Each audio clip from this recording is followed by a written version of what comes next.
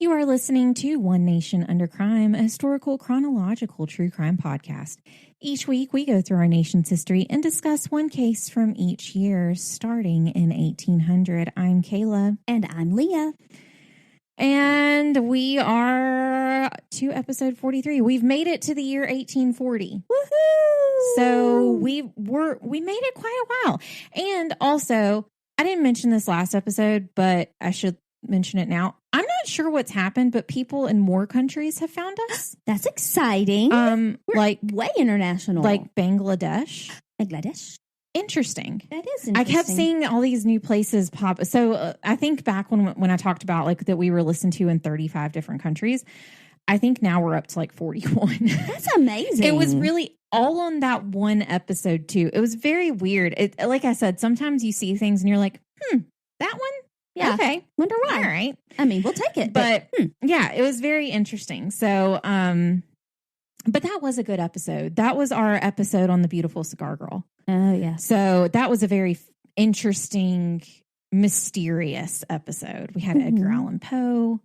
Mm-hmm. We had a lot of things in that episode. So that was an interesting one. I'm sorry, but the first attempted presidential assassination. We'll get to it again sometime. Well, actually, yeah. If you have listened to USBS, the most recent episode, then we touch on that again. I'm sorry. That one. Good episode.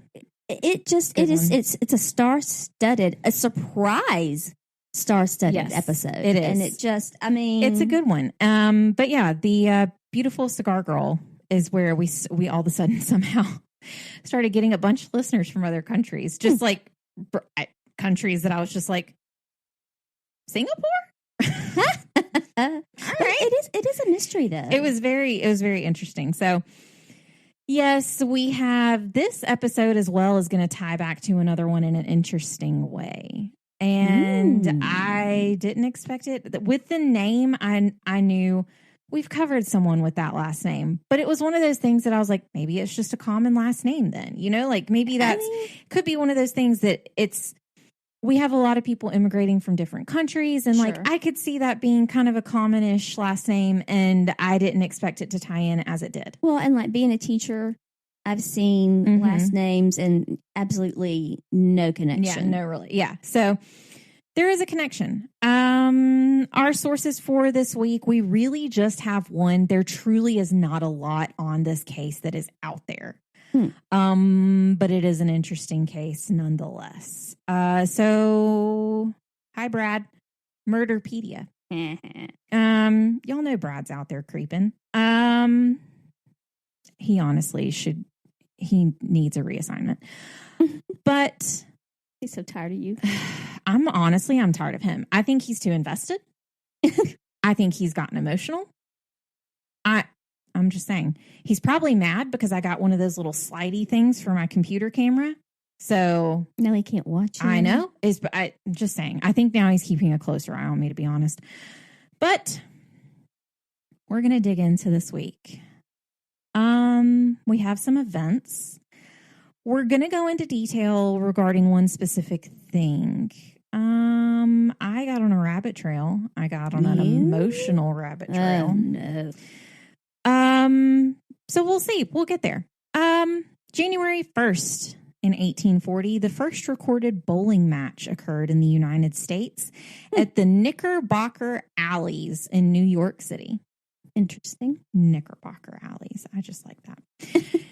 January 13th, the steamship Lexington burned and sank in icy waters 4 miles off the coast of Long Island. Out of 143 people on the ship, 4 survived. Oh.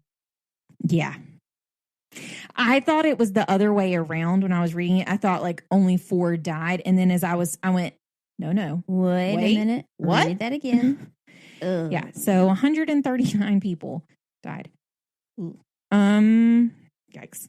So January 18th, the first U.S. electrical journal, the Electromagnet and Mechanics Intelligencer, was published.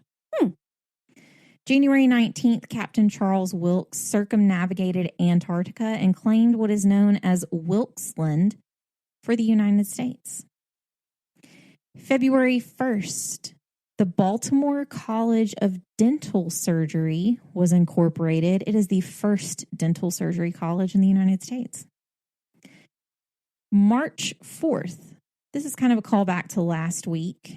Alexander S. Woolcott and John Johnson opened their, this is such a long one, Daguerrean. It's not at all spelled like it's at all. The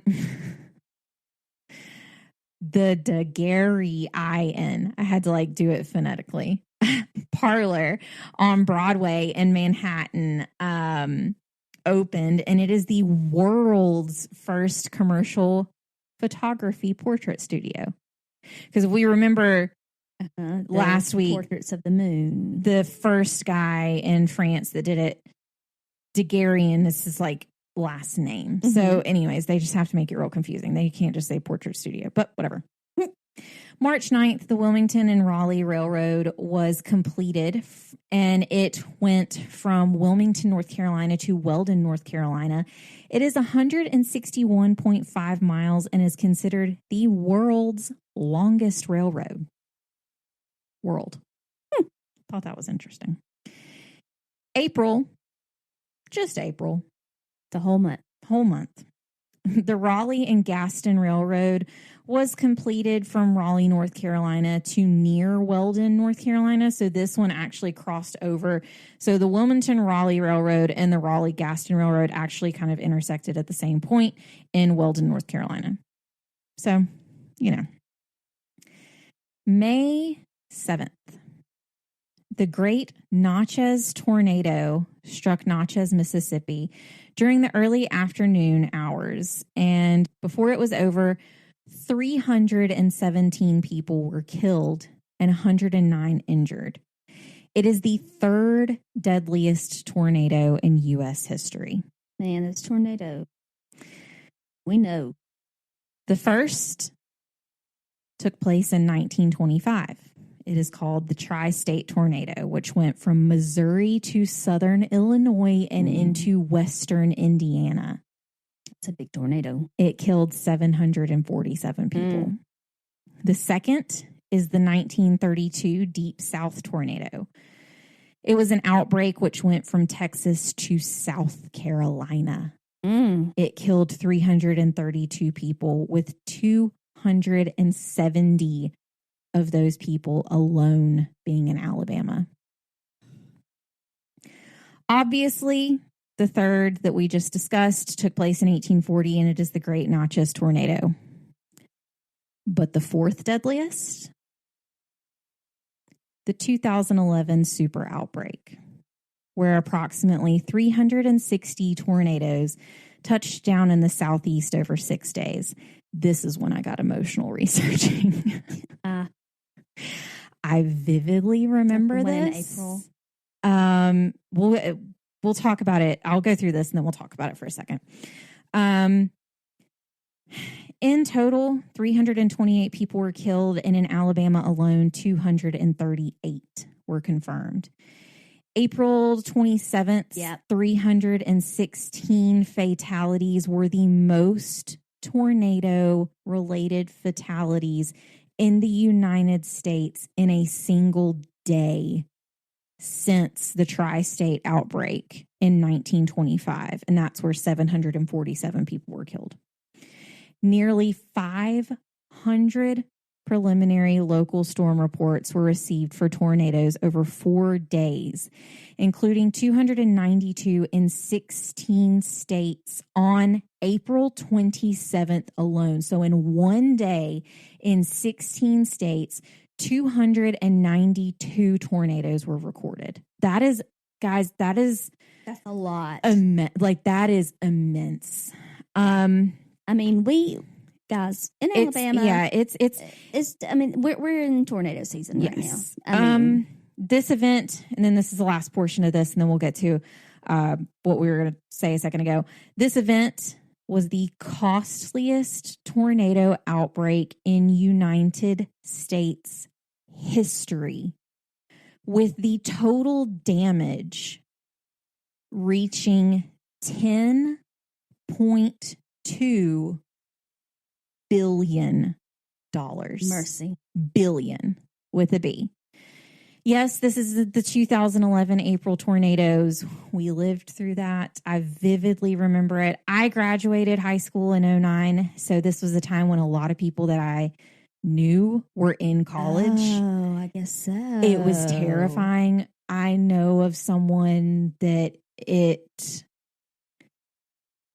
greatly affected this person to a point of not being able to go back. And being put on some pretty serious pharmaceuticals on a daily basis to cope, because some pretty serious things happened. Yeah. But yes, I was here where we are currently. I didn't even think about that because, I'm older. So this would have been the sophomore to junior year of the people that I graduated with. And where we are, Alabama is a college. It's 45-ish minutes away from where we live. So Alabama is a college that a lot of people go to. The year that which is kind of funny, each year at the high school that I went to, it's kind of like each graduating class, kind of somehow everyone ended up at one college. It was very weird. Like one year, everybody kind of ended up at Troy. And then one year, everybody ended up at like Auburn. But it was one of those things that and that year, it was pretty split between a few different colleges. But yes, there were a lot of people that I knew that were in school at Alabama when all of this occurred. And it was very scary. Bad. It was bad. It was terrifying because this was also right when Facebook enacted where you could put that you were safe. And I just remember sitting there because I had a lot of friends that they ended up transferring later to a different college, but they had gone to Alabama for a couple of years before they transferred. And so I knew a lot of people that were there, and it was traumatic. Like, guys, when we say it, destroyed is not an apt enough word to unrecognizable. Describe. Truly, you could drive in that area and not know what's where because there was nothing. One of my best friends, she went to school there, and her sister actually still works there. And I mean, they never miss a game. And she was like, my landmarks are all gone. Gone. Just, gone. And which, if you're from the South, the landmarks are everything. I mean, we don't know street names. We're like, oh yeah, especially where the Publix is. Turn by the Home Depot. That's how we know where places are. But especially in college towns. Oh, especially there. And if you're telling people where to go, like if you're telling them, where to go for parking or something like that, you're going to tell them landmarks. Landmarks were gone. Well, in Alabama, and we're talking about Alabama specifically because it did go through Tuscaloosa. The city of Tuscaloosa, and so Tuscaloosa is really one of the main areas that it happened. There is a line in Alabama that is considered Tornado Alley, and it truly does go from Tuscaloosa to downtown Birmingham.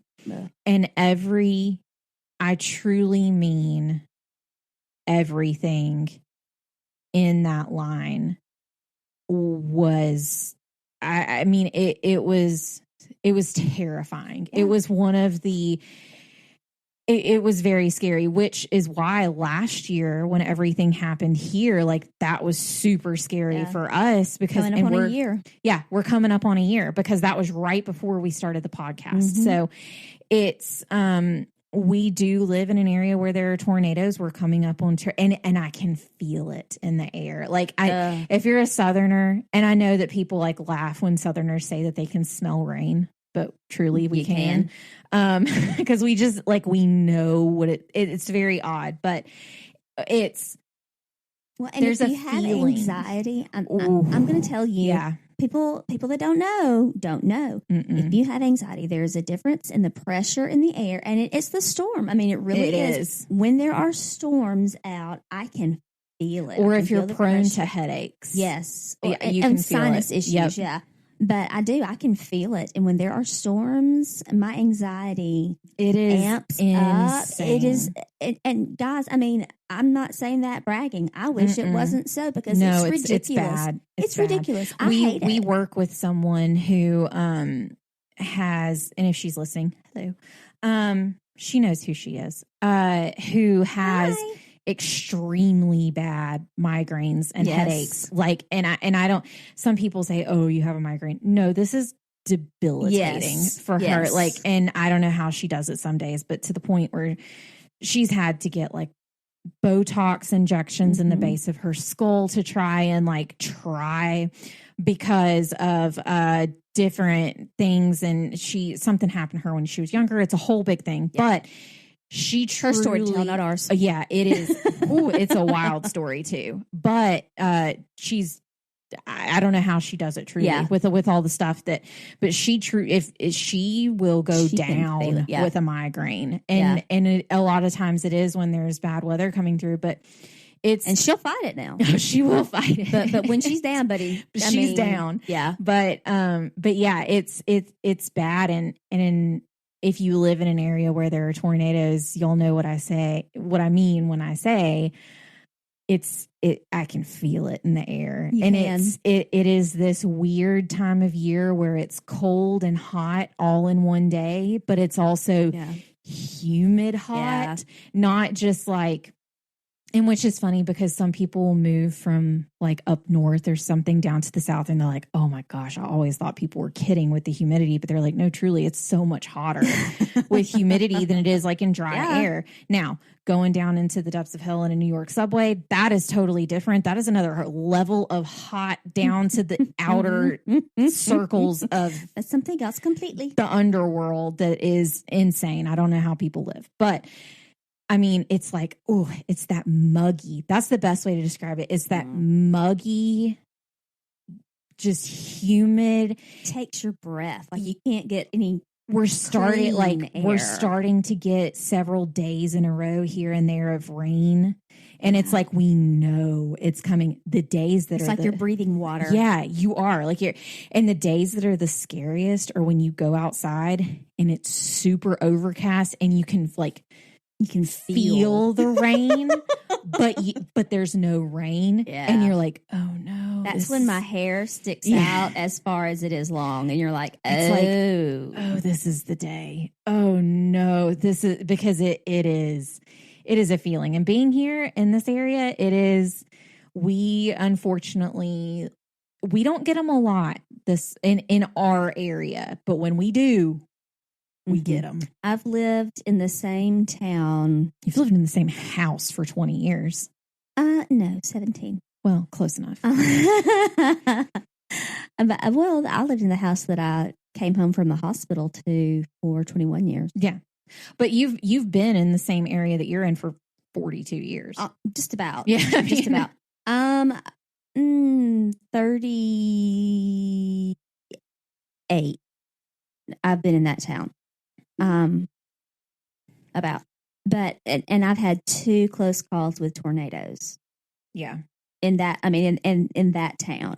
It's not a matter of if, it's a matter of when we get tornadoes. I mean, and that's what I was getting to. Yeah. I mean, I've lived in that same town within like the 2 houses that I've lived in that town. Right.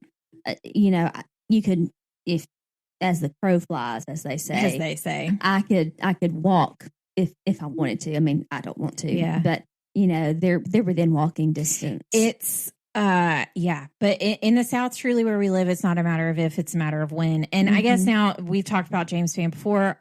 He's amazing, but truly, if you are new to an area that you have just moved into and you are not used to tornado season, if you do not know what to do in tornado season, as seasoned vets ourselves of being in and around tornadoes. And I taught about weather safety when I taught. You always go to the inside of the house, inside. Lowest point inside the house, away from windows. Truly the best place to get is in a bathtub. People laugh and make fun of people all the time, but usually the bathroom, there's no windows. A lot of times it is the center of a house. Basement is the very basement's best the best if you have one.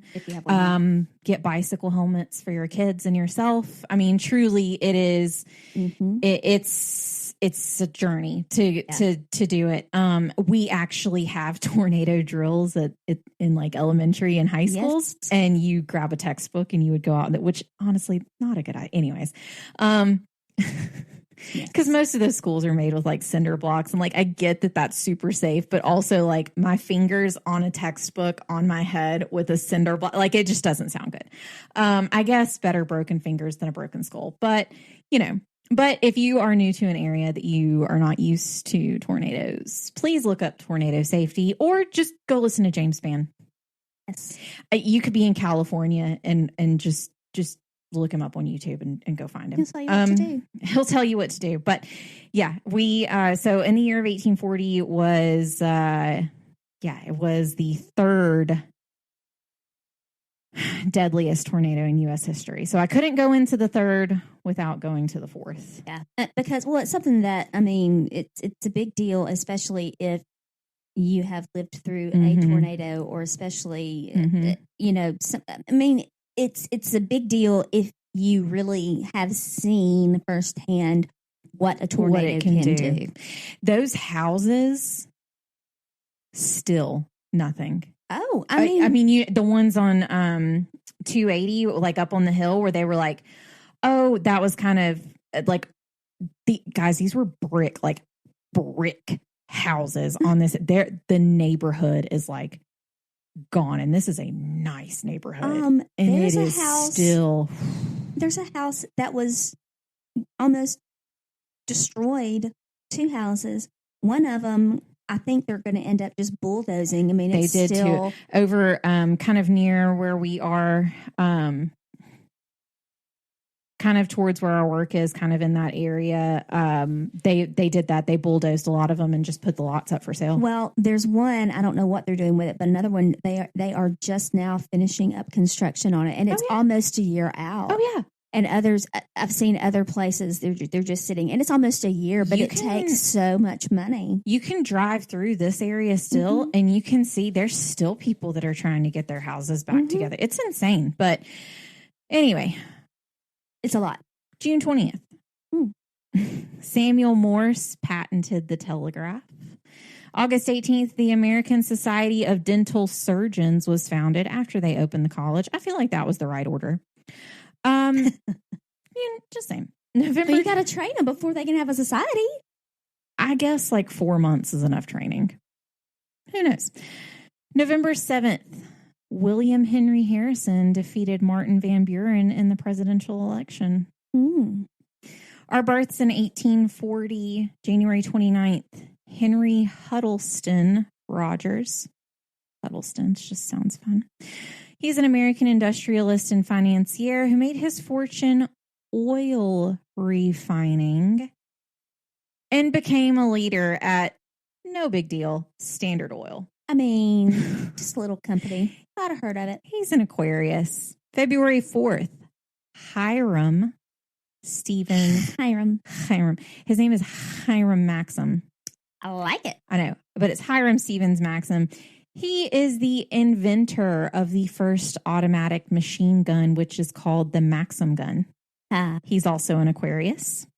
September 22nd, D.M. Canwright was born. He's a Seventh-day Adventist minister for 22 years who ended up leaving the church and became one of its biggest critics. Interesting.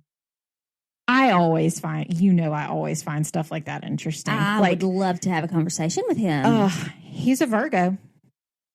September 22nd. So October 24th, Lids Peyton Eliza Pollock. Look, if I had an ounce of this woman in me. I could accomplish anything. She is an American competition archer who won 2 bronze Olympic medals and 1 gold. When she won her gold medal in the Olympics, she was 63 and 333 days old. What? I could rule the world. Just saying. If I had half of that. How old was she when she got her bronzes? I don't know. I want to know. I loved that it was down to the day of how old she was when she won it. But she was a Scorpio.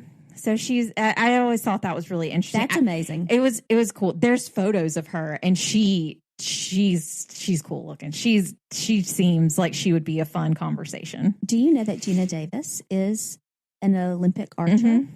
She looks like she would be, to be honest, too. Stone cold.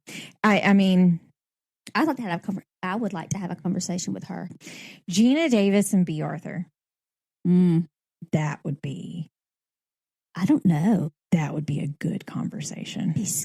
Well, of course, B. Arthur is no longer with us, so I don't care. That would be difficult. I'll have a seance. I mean, Gina Davis would be a little more accessible. I'll have a seance. Continue. Moving on. In one of the podcasts that I do listen to, though, and if y'all don't listen, you should, Obsessed with Disappeared, which is it's an Obsessed Network podcast, but one of the women on it, she's been on Broadway. Her name's Ellen Marsh. She's gorgeous. She's fantastic. You would absolutely love her. But when they were in college... Sounds like you're talking about me. No.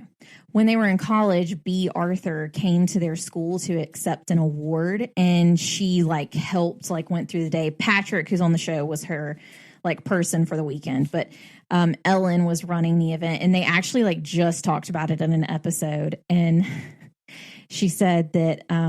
the most amazing and scariest thing that ever happened to her around B. Arthur was they were about to take a picture together, Ellen and B. Arthur. And she said B. Arthur grabbed her arm and squeezed her arm. And she looked at her and she said, "You are effing exquisite." And I went, yes. She's everything I wanted her to be and so much more. Love her. Gina, call us. Be a fan. We love you. B. Arthur, call me. Come to me in a dream. I don't care. I want to have a conversation with her. Moving on. Look, there's a lot of people I would love to have a conversation with. B. Arthur, one of them. Continue. I have another one of someone who has passed on.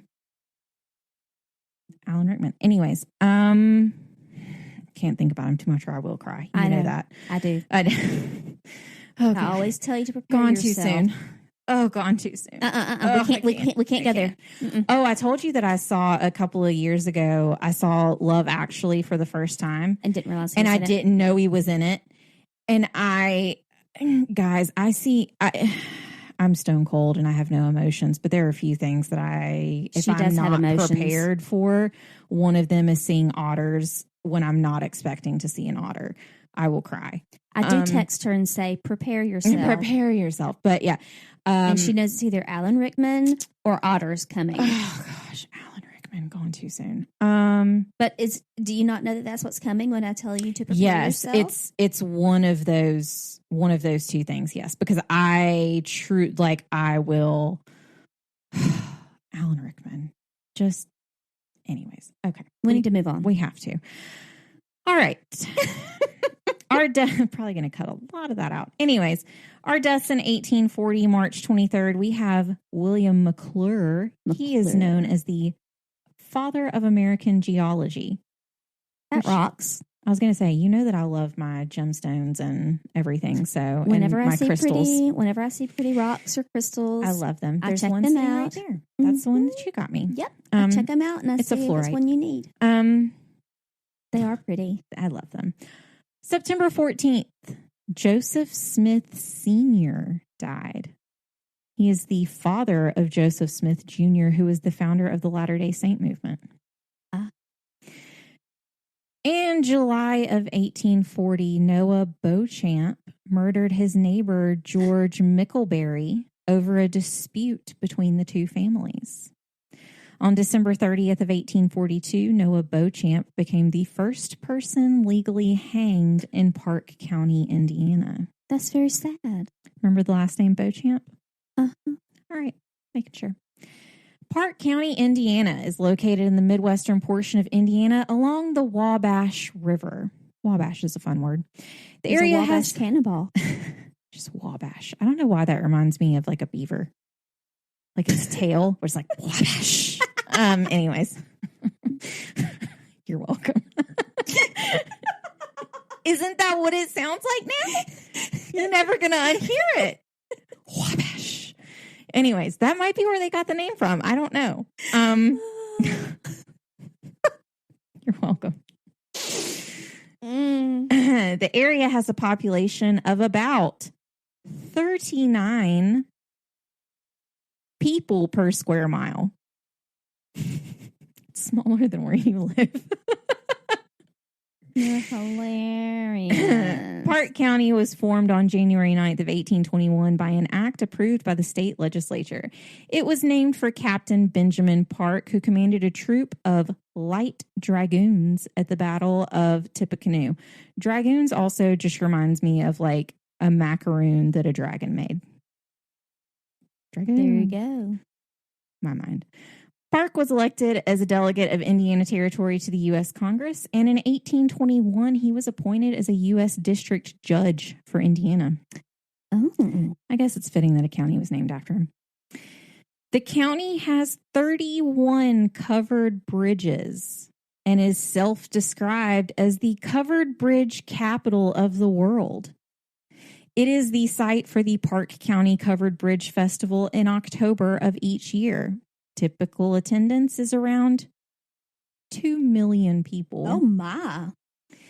It begins on the second Friday in October and lasts 10 days. It includes locations in the area such as Fox's Overlook, Boardwalk and Park Place, the Waterfall, the Historic Mill, and of course, covered bridges.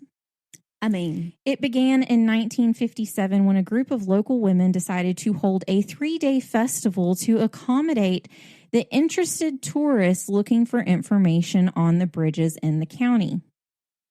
That's kind of them. For anyone wanting to plan a trip. The Covered Bridge Festival will begin on Friday, October 14th of 2022 at 9 a.m. and it will last until Sunday, October 23rd of 2022. Mark your calendars. I mean, we could go. There is a bridge called Conley Bridge. There you go. Out of the 31. We know a couple of people that Conley refers to, so I found that very interesting. As I was scrolling, I went, Hey. All right. Noah Beauchamp was born February 24th of 1785 in Maryland to Thomas Beauchamp and Sarah Adams. As an adult, Noah was described as over 6 feet tall. Ooh. With a ruddy complexion and quick to anger. There is one story regarding Noah in his young adult years when Noah had a disagreement with his father over slavery. Noah was a very religious, devout Baptist, no word as to whether his family was or not. And Noah was very against slavery. The reason for this disagreement was because Noah's father owned slaves. Once Noah had been disowned by his father because of the argument, he left for Kentucky and then Ohio, where he met his wife, Elizabeth Adams. The couple welcomed their first child, Noah Beauchamp Jr., in 1804 in Columbus, Ohio. But by 1811, Noah and his family moved to the Connorsville Township in Fayette County in what was then considered the Indiana Territory. Noah opened a blacksmith shop and purchased a large tract of land. The family ended up leaving that area and they went to Edgar County, Illinois, and they moved to Indiana to Park County in the mid-1830s. They couldn't seem to stay put for very long, could they? Nope. They ended up in the Sugar Creek Township, and their property line was right against the farm of the Mickelberries. Mickelberry. There were many times that Noah Beauchamp and George Mickelberry got into major disputes surrounding their property lines. And the dispute between the men got pretty heated.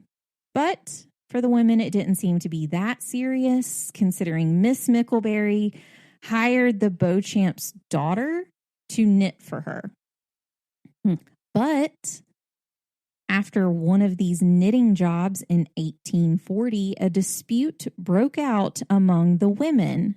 Uh-oh. And that is when things went south very quickly. The women were keeping the peace, but then they got all upset. They got all riled up. The Mickelberry daughters were spreading rumors around town, and I put like little bees, but not the buzzing ones. Oh, now. And they were saying that the Beauchamp children stole some leftover wool from the knitting job. Oh. I put scan, period, Del, period, us, period. Scandal us. But when Noah Beauchamp heard about it, he immediately went to George Mickelberry and confronted him about what was said and tried to stop George's family from spreading more rumors about his children. You're talking about my family. I need you to stop. Tell your girls to shut them out.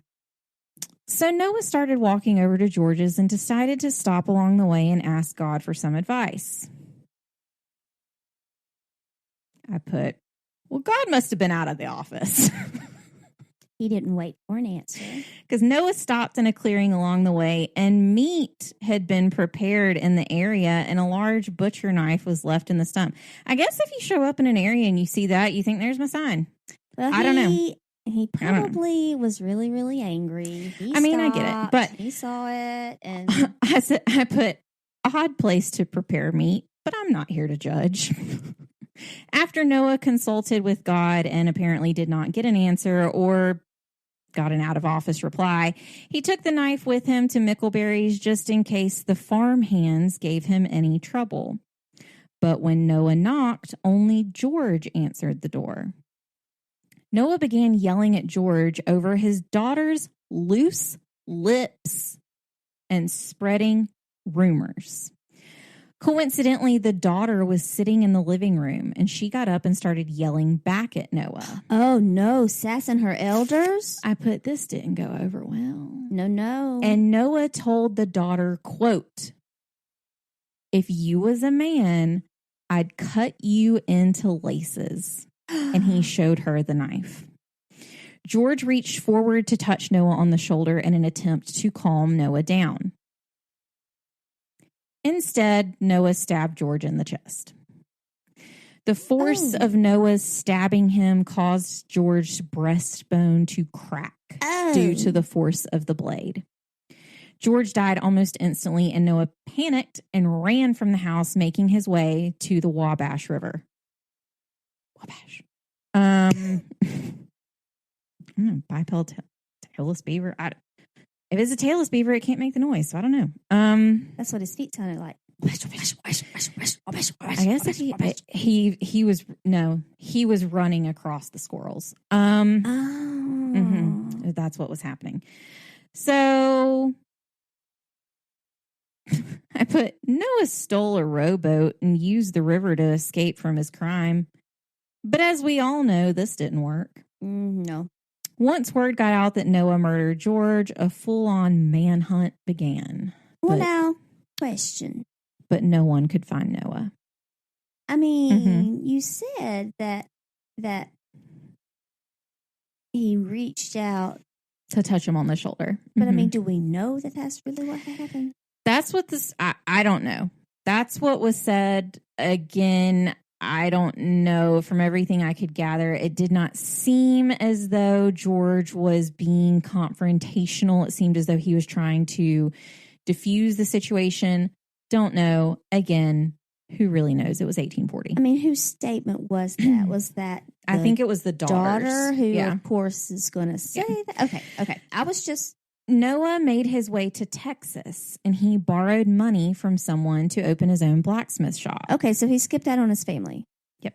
Okay. Noah ended up being in massive amounts of debt, and one of the men he owed money to saw the wanted poster for Noah in a local hotel. The poster was brought to the area by a traveler in April of 1841.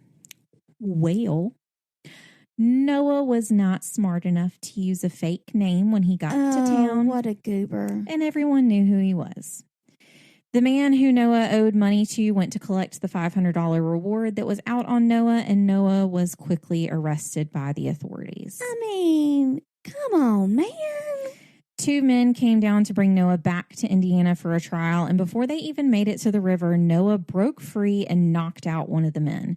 He made a run for it, but the other man who came tackled Noah and locked him in one of the cabins on the boat. What the authorities on the boat didn't know is that Noah took the sheets off of his bed in an attempt to make a noose and hang himself. The men caught Noah and they were able to cut him down. Once back to Park County, Noah's trial began, and his lawyer tried to get a change in venue to get the case moved for an unbiased jury because the case was so well known. Well, the change of venue was not approved. After a long trial, Noah was sentenced to death on September 8th of 1842. Gallows were constructed in Rockville, Indiana, and on the morning of December 30th, 1842, Noah's minister and friend, Reverend Newport, gave a sermon outside of Noah's jail cell window so that he could hear it as well. Noah ate his last meal and told his family goodbye before he was taken out to the gallows. It shouldn't be a shock to anyone that there was quite a large crowd waiting. Yeah, there always is. Noah was asked if he had any last words. Noah simply said goodbye, and then he was hanged. The irony of all of this is that it happened before. Oh. We covered the case a while back for the year of 1825 when Jeroboam Beauchamp murdered Colonel Solomon Sharp. Just like Noah, Jeroboam also fled and a massive manhunt took place. This was in episode 27 when we covered the Beauchamp Sharp tragedy. Yeah. Well, Jeroboam was Noah's cousin. And if you remember correctly, that is the one where they were buried together. No, remember Sharp apparently slept with a woman and she supposedly got pregnant, and then Jeroboam was defending her honor even though her own brothers wouldn't do it. That's right. And then they tried to die by suicide by her sneaking in poison in her bosom into the jail. That's right. And then their epitaph on their grave was like 12 paragraphs long. Right. And he asked to be buried with his head or his hands in her bosom. Yes, that was weird. That was them. So Jeroboam was Noah's cousin. Yes. And that's the case on Noah Beauchamp. I mean, I feel like, number one, sounds like he did have a bit of a temper, probably had some blood pressure issues. Says that he already had one. So yeah, that's what I'm saying. Like, with a ruddy complexion, most likely he had some blood pressure issues because, quick to anger. Yeah. Regardless. Number two, I mean, hey, probably bringing a butcher's knife when you're angry, not a good idea. Number three, I don't know that the victim I don't know necessarily either. Was just going to tap because there's only the daughter's word. Yeah, and there's only one person there to say that story, so I don't know about that either. And I don't really know necessarily that she yelled at him either, because really that really wasn't. I know, and I don't, like the whole story of what exactly he said, and that I don't know about. That sounds kind of far fetched. Yeah. Probably embellished. I think is the best word there. But it does come down to the fact that there was a knife in the man, and that's what I was going to say. I mean, it all just boils down to murder. It does, and he did flee, so that does imply his guilt right there. Yeah. But if it was, if it was in defense, then he could have stayed and been like, "Hey, I went to confront him, and he went to push me, and we scuffled, and I defended myself, and oops." Yeah. It. So I mean, there was guilt there. Yeah. And we have a website where you can find any and all ONUC information you are looking for. It is One Nation Under Crime. We are One Nation Under Crime on Facebook, Instagram, YouTube, and at ONUC Pod on Twitter. I wish you could have seen her head bob while she said that. ONUC. And we know you love our podcast, so tell everyone you know about us, and go on to Apple Podcasts while you're at it and give us a 5-star review with a comment. We would greatly appreciate it. We really would. It'd be great. And you want to. We know you want to because you love us. Mm-hmm. So we appreciate you guys for listening to this week's episode of One Nation Under Crime. We will see you here, same time, different crime, next week. And remember, there isn't always liberty and justice for all. Unfortunately. Unless you're a beaver and you live on Wabash River. Wabash. Goodbye. Bye.